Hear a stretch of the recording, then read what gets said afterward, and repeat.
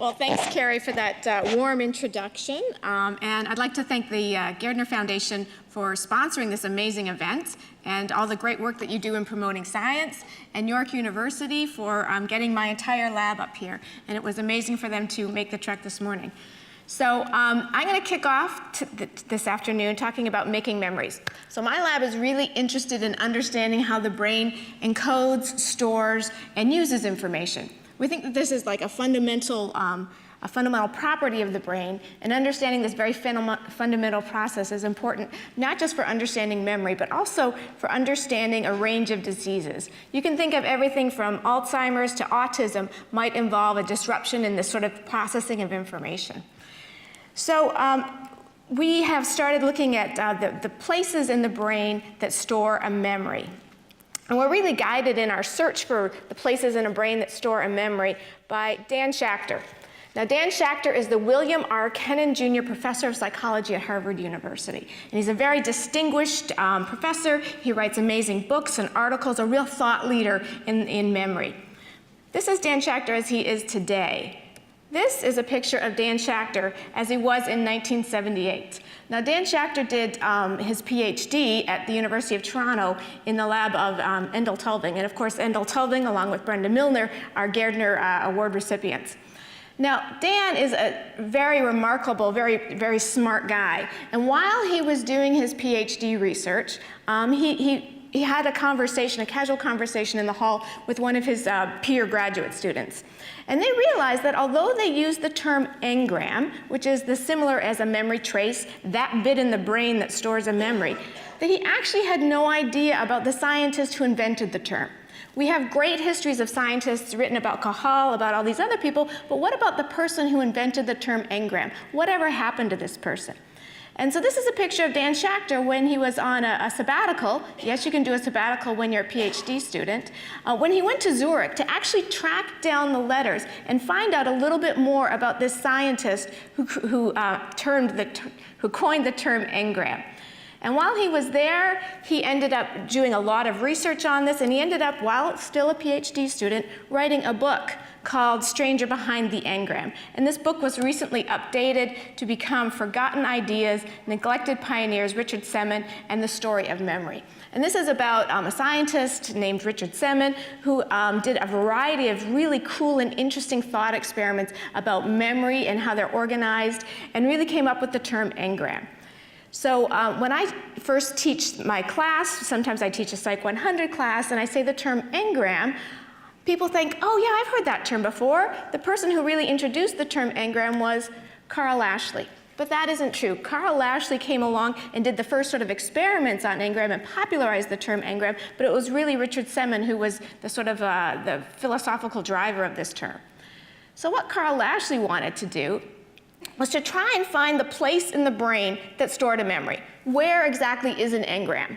And so 1920 to 1950 are not his birth and death dates, but they are the birth and death dates of a series of experiments that he ran. For over 30 years in his lab, he tried to find the place in the brain that stored a memory.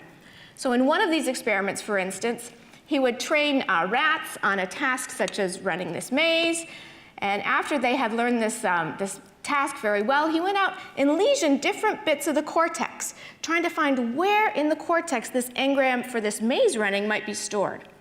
And again, after about 30 years of research, his findings can be really simply summarized in one graph, where he found that the number of errors, so the memory disruption, correlated very well with the amount of cortex that he lesioned, the amount of cortex that he damaged, but really interestingly, had nothing to do with the location of the cortex that he damaged. So the memory deficit was proportional to the amount of cortex damage, but entirely independent of the location. So he wrote a very famous paper in 1950 called In Search of the Engram. And he concluded that the engram is everywhere, but nowhere specifically. So I believe that every lab should have a patron saint, and Carl Ashley is our patron saint. So when I began my lab in Toronto, I thought that this was a really cool question. Where exactly in the brain is a memory stored? So when I started my lab, I decided to continue the search for the engram, but to change it up a little bit. So for one thing, I thought that maybe Carl Ashley he chose a very a very complex maze task to train these rats, and then try and lesion it. I thought, well, what if we could do something that was very simple and very easy type of memory? Maybe if we start at the basics, we can really find where in the brain this memory is stored.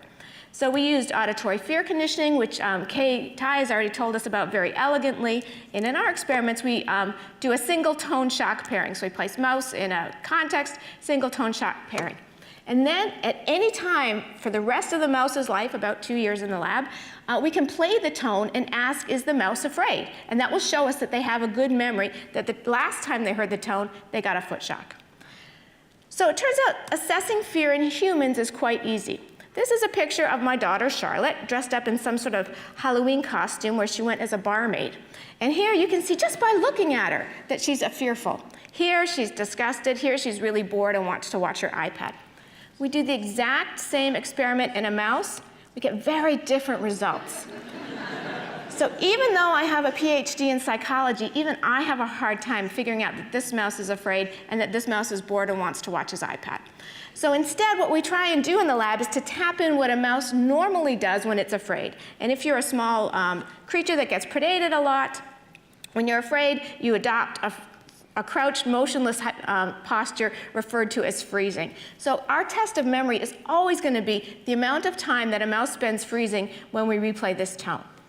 So this is the first way we sort of changed up the Lashley experiment. We made a very simple, quick, one-trial type of learning. We know exactly when the learning takes place. And we also chose auditory fear conditioning because real pioneers have showed us where to look in the brain for this type of memory. So rather than Carl Lashley, who was just sort of surveying the entire cortex, some real pioneers have showed us where to look. So this started with Mike Davies. I did my first postdoc with Mike Davies, with Joe Ledoux, and with Michael Fanzo. And these real pioneers, along with some others who declined to have their picture taken with me, have shown that the area of the brain that's really important in this type of memory is called the lateral amygdala. So Kay has already introduced us to the basolateral amygdala. We're just going to be talking about the very dorsal part of the amygdala. So these studies I thought were very cool, and the very coolest thing that came out of these studies on the role of the lateral amygdala in auditory fear memory were a bunch of findings using various techniques that suggested that although most lateral amygdala principal neurons, so the large excitatory neurons, seem to be correctly wired to become part of a memory trace, and that they respond both to the tone and to the shock, that a surprisingly small portion, about 20%, depending on which technique people are using, seem to be important in encoding any given fear memory. And this is really conserved because there's a nice paper from Ray Dolan's lab that suggests that even in the human amygdala, there's a stable, sparse memory trace in the amygdala. So we wondered, based on this, based on the fact that fear memories seem to be sparsely encoded in the LA, we asked two questions. And the first question was, well, why is one neuron, this one in red, chosen to become part of the engram, and its neighbor isn't? What is that? How is one neuron allocated or recruited to a memory trace, and the neighbor that looks very similar, not? And secondly, if this is sort of how we hypothesize one engram might look in the LA, how do two engrams look? We know that mice, even old professors such as myself, can learn more than one thing. How do these two engrams interact in the amygdala? So what is the function of allocation? So I'm going to sort of cut to the chase and give you the punchline. So if you're feeling that sort of postprandial sleepiness, this is the only slide you have to remember, and then you have my permission to nod off. Not you, Sylvan, I got my eye on you. So we found that eligible neurons seem to compete against one another for allocation to a fear memory. And that we found that neurons that win this competition are neurons that have the highest level of Creb. Neurons with the highest level of Creb win this competition for allocation or recruitment into a fear memory trace. Now, what is Creb? Creb is our favorite transcription factor. All labs should have a favorite transcription factor, and Creb is ours. And there's one real reason why. And the real reason why is Eric Kandel. So this is a picture of me and my daughter again, yesterday's event with Eric Kandel. And Eric Kandel, along with Tim Tully and Jerry Yin, showed using invertebrate species that Creb is really important in the formation of long-term memory. So we wondered if we could take what these real pioneering scientists had done and apply it to our question. So what we did is we wanted to increase Creb function in a small portion of random lateral amygdala principal neurons. So we used a replication defective herpes simplex viral vector, which had everything taken out of it and Creb put in. So now we can infect a small portion of lateral amygdala neurons, and it's a random portion, whichever happened to be infected by our viral vector. So we're going to have these neurons that are infected with increased level of Creb, and the other neurons are going to have just normal levels of Creb. And we're going to see what this does to two things. So memory, we're going to look at how much time the mice spend freezing to the tone when they have increased levels of Creb in a small portion of LA neurons. And then we're going to look at engram architecture. So how are we going to try and do this? Well, we're going to try and we figured that we're going to take our cue from fMRI studies, and what they do with fMRI studies is they try and reactivate a memory. Those areas that light up, those areas that are active, are probably somehow involved in the memory. So we're going to do the same sort of thing with our mice. We're going to get them to recall a memory, and then we're going to look in the brain to see which neurons are active right after we ask them to recall a memory. And that's going to serve as our proxy of an engram in the lateral amygdala. So these studies were done by Jin-Hee Han, who was a postdoc in the lab, and he's now gone on to have his own lab at KAIST in just outside of Seoul, and Stephen Kushner, who now has his own lab group in Erasmus. And what they did was they found that increasing Creb function in a small random portion of lateral amygdala neurons was enough to increase memory. So here we have freezing to the tone, again our index of memory. Here are those mice that were infused with HSV expressing Creb, and these are another group of mice that are control mice that are infused with HSV just encoding a GFP, just a reporter gene. So we see an increase in memory when we infect just a small portion of cells. And then we went to look at the engram, so those neurons that are active, those neurons we think are really important in holding this auditory fear memory. And what we found was that those neurons that we had infected with our Creb vector were 3 times more likely to be positive for our activity marker, ARC, than their neighboring neurons, suggesting that these neurons were somehow preferentially recruited or allocated into this fear memory trace.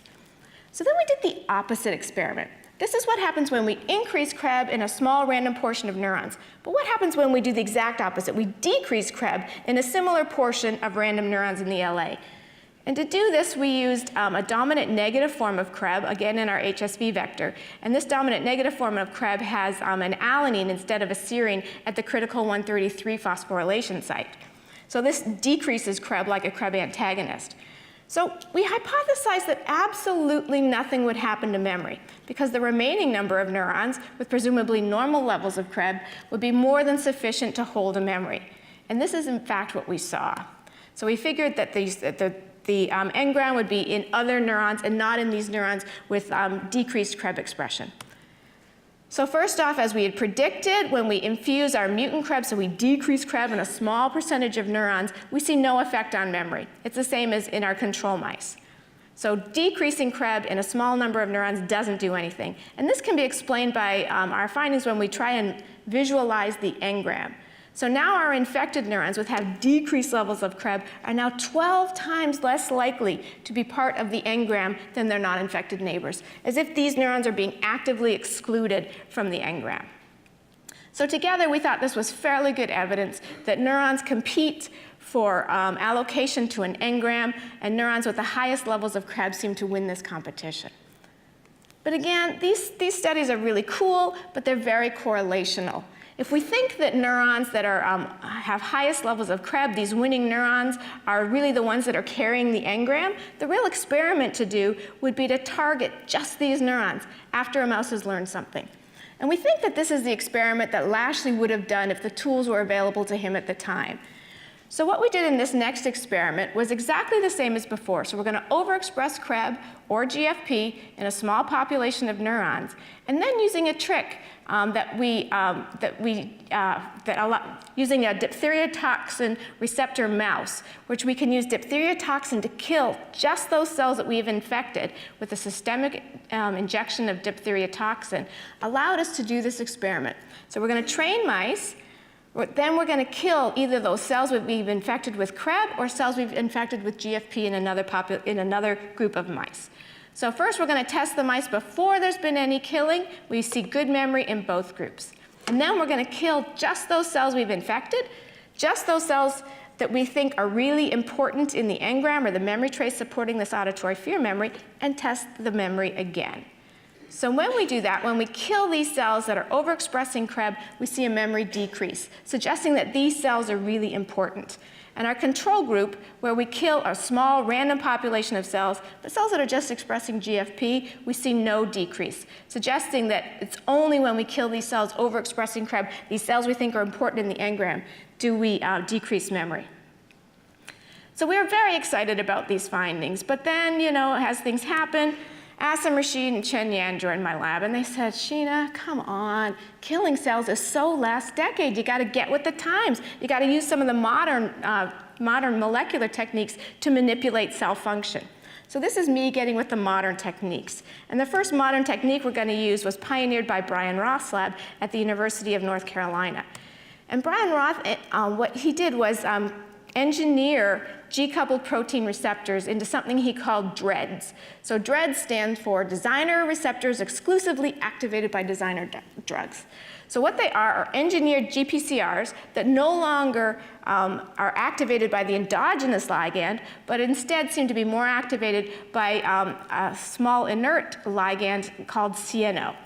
So the cool thing about these DREADs is on their own, they have no function. It's only when you add the special ligand to it that you see an effect. DREADs come in different flavors. So the first flavor of DREAD we're going to use is an inhibitory DREAD, the HM4DI receptor. So in neurons that are expressing this HM4DI receptor, we add in the special ligand, CNO, and through a cascade, we're able to hyperpolarize a cell. So this allows us to inhibit a cell just when we want to in our experiments. So now we're going to do the exact same experiment all over again, but instead of killing these cells, what we're going to do is just turn down their activity by giving the animals a systemic injection of CNO right before our memory test. So again, we have Creb and HM4D in the same vector, so the same cells are going to be expressing Creb. We're going to try and allocate them to the memory trace, and then they're going to also express this artificial receptor.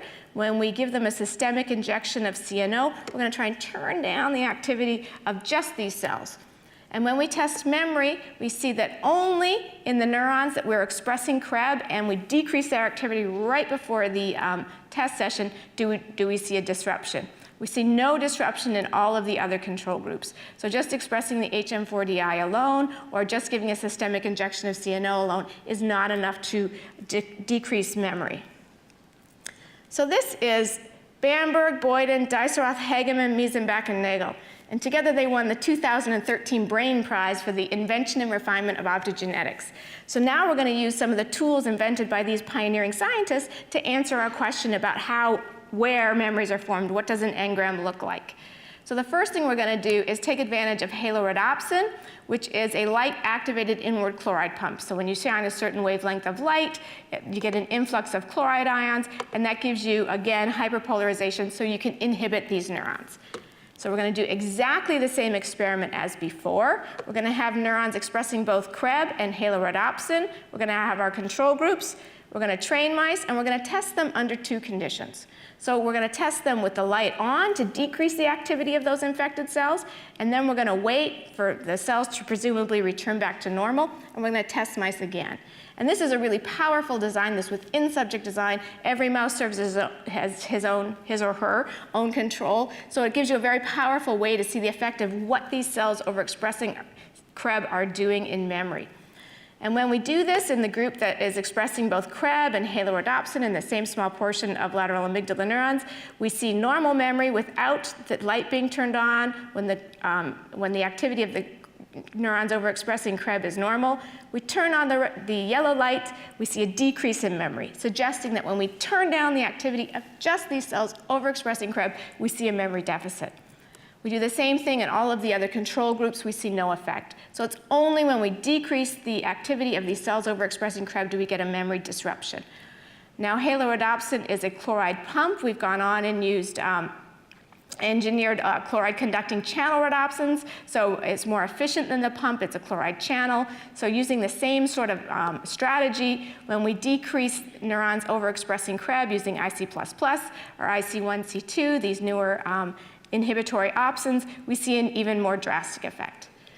So together with our killing, with the dread experiment, with the optogenetics experiments, we're pretty comfortable in concluding that LA neurons overexpressing Creb at the time of training are necessary for the expression of that fear memory. And then we went on to ask the other question. So they're necessary, but are they sufficient? So there's many different ways that we have tried to look into this question, and I'm just going to tell you about one of them. So in one experiment, what we did was to use Creb and the excitatory dread receptor. So this allowed us to have neurons overexpressing Creb, and then we could reactivate them at will by giving a systemic injection of CNO. So we're going to try and allocate neurons to the fear memory and then artificially activate this memory. So normally when we do our memory test, we give animals the most salient cue that predicted the foot shock. So we give them the tone, and that is sufficient to allow them to recall the memory. In this experiment, we're going to take out the tone.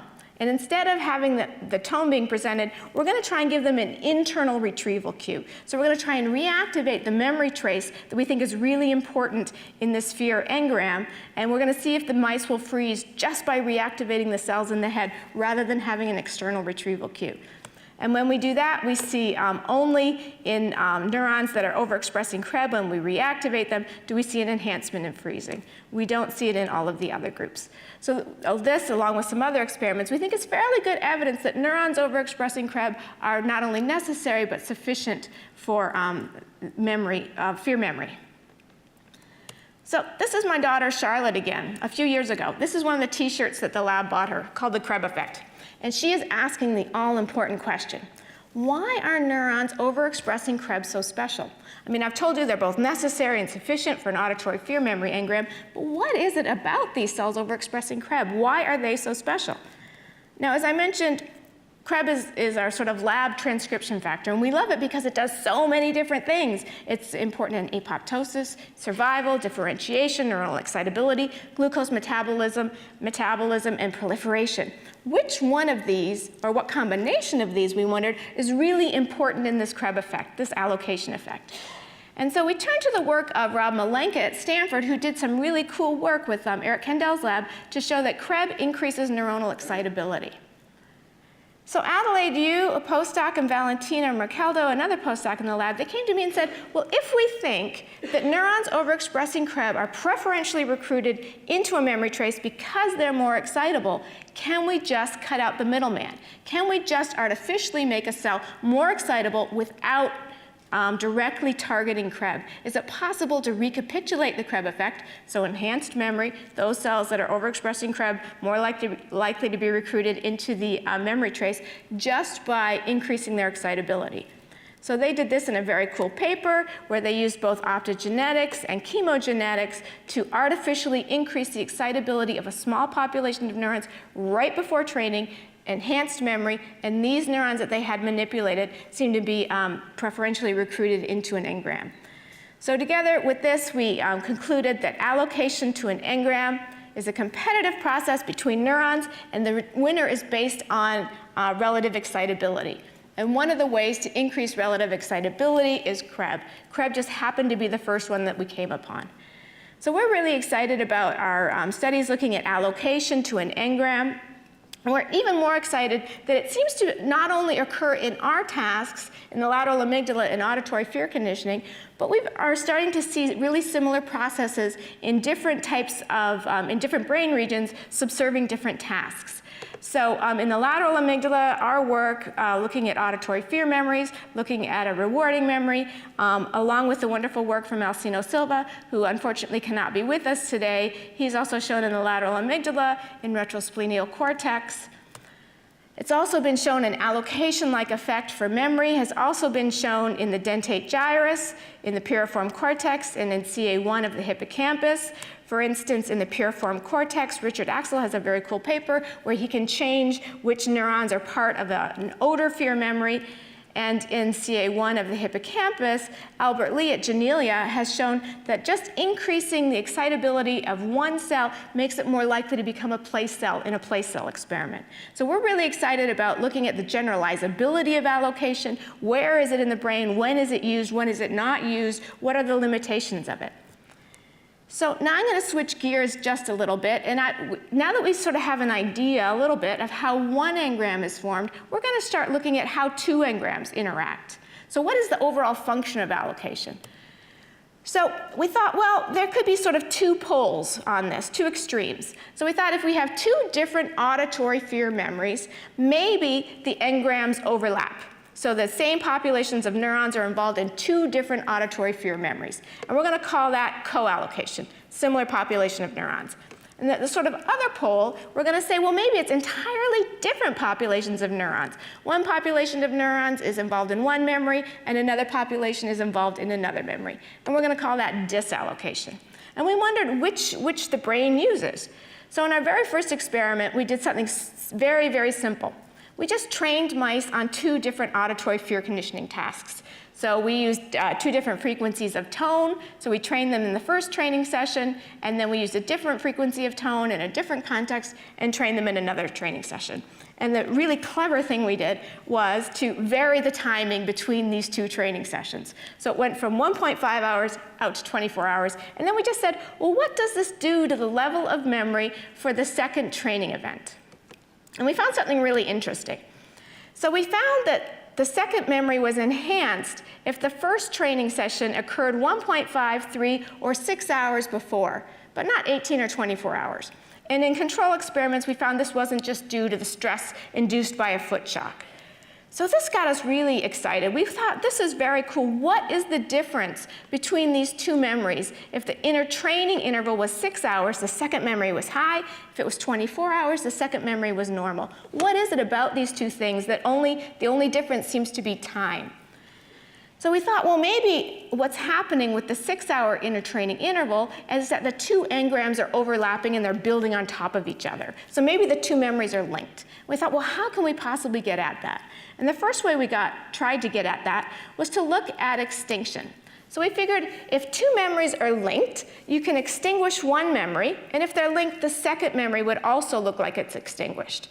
Whereas if two memories are very separate, you could extinguish one memory, and nothing would happen to the other memory. So that was a very simple sort of basic first step to look at this. And that's exactly what we did. So we trained mice on the two different fear conditioning tasks. The manipulation was to vary the intertraining interval, either between 6 hours or 24 hours. We hypothesized at 6 hours the two memories would be linked. We tested that by explicitly extinguishing the second memory. So we'd give them a bunch of auditory tones, but no foot shock, and their freezing response came down gradually. And then we probed for the first memory, and this memory was never explicitly extinguished.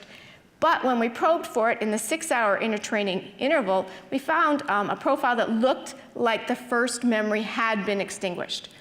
Very opposite results when we looked at the 24-hour intertraining interval group. We saw extinction, we probed for the first memory, and we saw no evidence of extinction, suggesting to us the first hint of results that at 6 hours, the two memories are linked because they're co-allocated to overlapping populations of cells.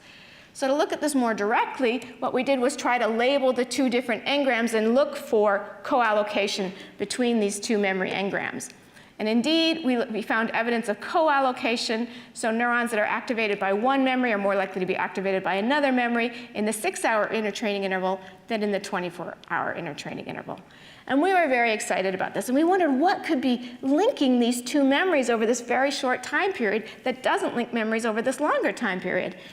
And again, we turn back to our favorite transcription factor, Creb. Because we'd noticed from earlier experiments that after a single training trial, a single fear conditioning training trial, that the levels of activated or phosphorylated Creb in the lateral amygdala increase at 1.5 and 6 hours, but are back down to baseline at 18 and 24 hours.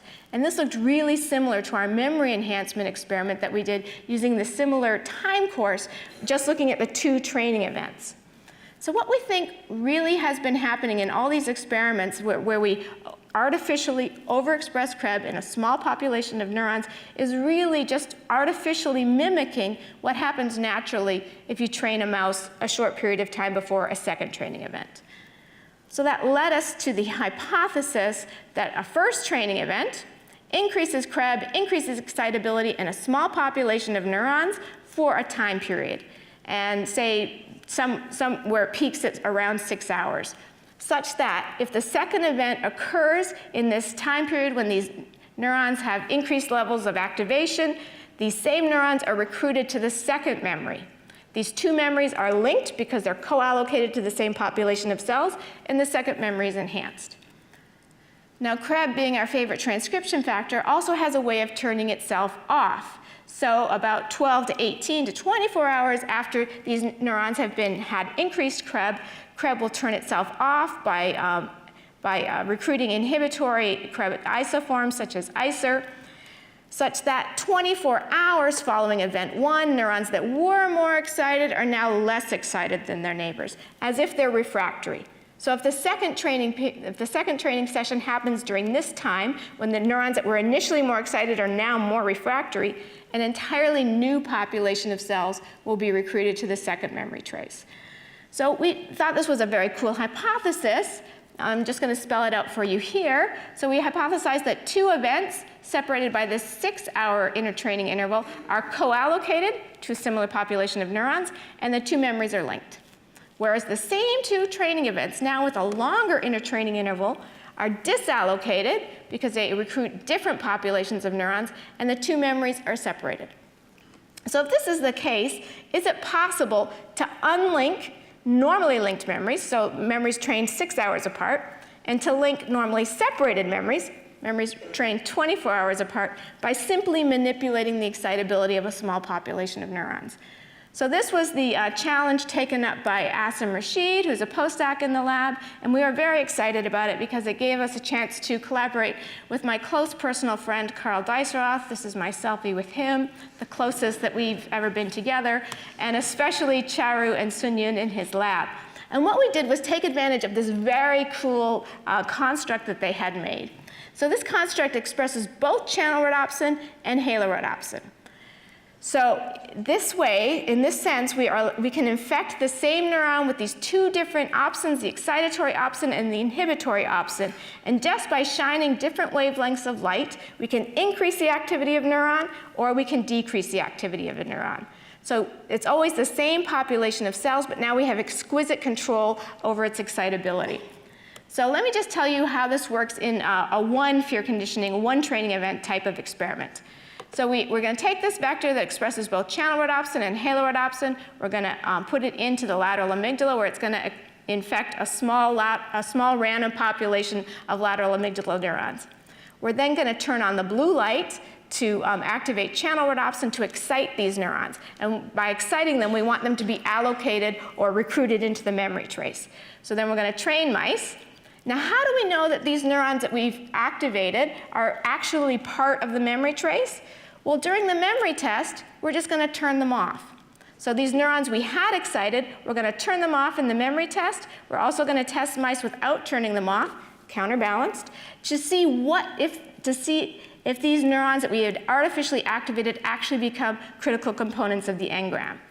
And so this is what happens. So without the red light, so in this condition where we just test mice without a red light being on, these neurons are showing their normal activity. We see good levels of freezing. We turn the red light on, we're going to decrease the activity of these neurons that we had activated, and we see a disruption. This disruption, when we shine the red light, suggests to us that these neurons were in fact allocated to the memory trace. And we know this because if we don't excite them right before the training session, that we just have a random population of neurons that we turn off during a test session, we see no effect. So when we see this decrease when the red light comes on, we know that these neurons were really important in the memory trace. So we then use this viral vector to explore whether we could link normally unlinked memories and segregate more normally linked memories. So indeed, we found very good evidence that it was possible to do that just by playing around with the activity of these neurons using this really cool viral vector. So then we went on and said, this is really interesting. We can now link normally unlinked memories if we just have the mice trained with a very short intertraining interval. But is this how knowledge normally works? Usually when you think of one thing, a new thing happens, you can link them together. It's usually not two training periods that happen within a short period of time. So we wondered whether it was possible to link memories for auditory fear conditioning, not by training a mouse, but by having them recall a memory. So a week before, we trained a mouse on an auditory fear memory. And then to get them to reactivate the memory, we just played the tone. Then either 1.5 or 24 hours later, we're going to train them on another training event. And we're going to see if the two memories become linked just by recalling one memory and having a new training event happen. And in fact, it does. So if we separate the recall of one memory to the training of a similar memory, we see that the memories are linked because they're co-allocated to a similar population of neurons. So we think that these experiments, along with some other experiments that I'm not going to take the time to tell you about, we think that what this shows us is that there's a time-limited, winner-take-all competitive process mediated by an excitation and inhibition balance that serves to integrate or separate memories based on temporal context. So if one thing bad happens in a day, another thing bad happens in the same day, you tend to link them all in one large memory. However, you don't tend to link things that happen on different days together. And we're really excited about this sort of way that we think may be one of the ways that the brain can form knowledge and schemas and get sort of ideas about the world, because some very cool work has shown a similar type of process happening in humans. So work from Ali Preston and Leila Duvacci's lab and Anthony Wagner's lab has really been looking at this linking memories, not at the cellular level, but using fMRI at the sort of voxel level, is really important in sort of integrating memories and separating them out. So these are we're very excited about these studies, and they're ongoing. We're going to try and link a little bit more with the human side because we think it's really important for rodent researchers to at least talk to humans and not always just talk to mice. And we're very excited about this whole concept of an engram and really trying to find where in the brain a memory is stored. And we're excited because we have amazing colleagues in this field. So this is Mark Mayford, who's done some really pioneering work looking at engrams, although I'm not sure if he calls them engrams. Alcino Silva, who was my postdoctoral advisor and a really inspirational mentor. And my scientific grandfather, Susumu Tanagawa. So Alcino, my postdoctoral advisor, did a postdoc with Susumu, so I call him Granddad. And Steve Ramirez, who was Susumu's graduate student but now has his lab on his own. I think that's my second cousin twice removed. I'm unsure of the relationship there. But it's really a fun community of people who are really using, I think, some really interesting techniques to answer age-old questions. So speaking of age-old questions, here is Dan Schachter again. And as I mentioned, he was a graduate student at the University of Toronto, and he wrote this amazing book while also completing his thesis. Since moving on from here, he's also made amazing contributions and written several other books. And I'm often asked by young people, people coming up in science, how do you network? How do you form these relationships that are really important in science? And they're always looking to talk to the most famous person in the room. And I always say no. Talk to the person beside you. So this is me, my husband, Paul Franklin, and Stefan Curler. So we were together, we were graduate students at also the University of Toronto, so we were in the same department as Dan Schachter. Now, although we didn't write a book during graduate school, and I'm not even sure if I read a book during graduate school, I find it really important to maintain these relationships. So Stefan Curler is a cognitive psychologist, but he's always the person I can ask about these questions that I have about cognitive psychology that I'm embarrassed to ask my other colleagues too. So when people ask me, who do you network with? I say the people that you're with in grad school are going to be with you for your entire career. Don't overlook those important bonding experiences. And so this is us back in the 90s, back in graduate school, sort of going full circle. And with that, I just want to stop and acknowledge the people that were really important in putting this talk together and all the data in the lab. So first off, again, my husband, Paul Franklin. Here's an updated shot of our daughter, Charlotte, now 8. And our wonderful building at Sick Kids, and most importantly, the good people in the lab. So my lab a few years ago decided that they hated coming out for the annual picture, so now we do an annual selfie day. So April 24th at exactly 10:30 a.m., you're supposed to take a picture of exactly what you're doing. So this is what we were doing on the first year.